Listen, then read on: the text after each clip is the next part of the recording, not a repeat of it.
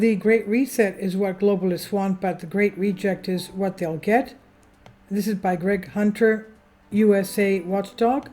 Economist, analyst, and financial writer David Morgan went against the majority of financial gurus and predicted that at the end of 2022 there was no way the Fed was going to cut interest rates. He said on USA Watchdog in December, cut interest rates and dollar is done, toast is over. It's over, he said.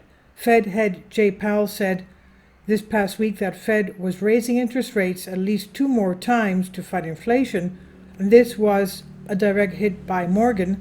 Morgan sees a coming currency crisis and a war crisis. He explains, yes, we have both a currency crisis and a war crisis. Let's start with the currency crisis. My favorite phrase for what's going on is all fiat currency fails.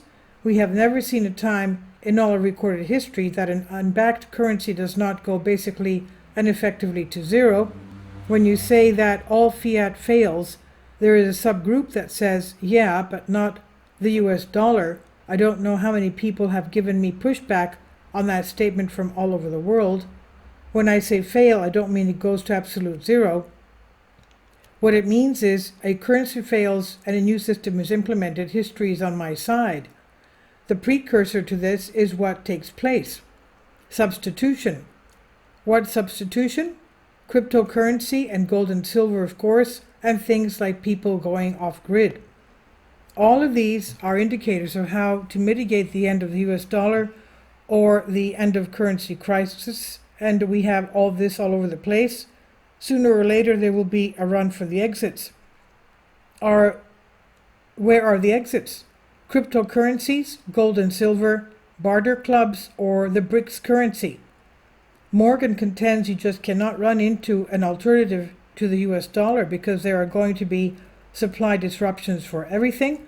You might not be able to get what you need no matter how much money you have, so be prepared in every way you can.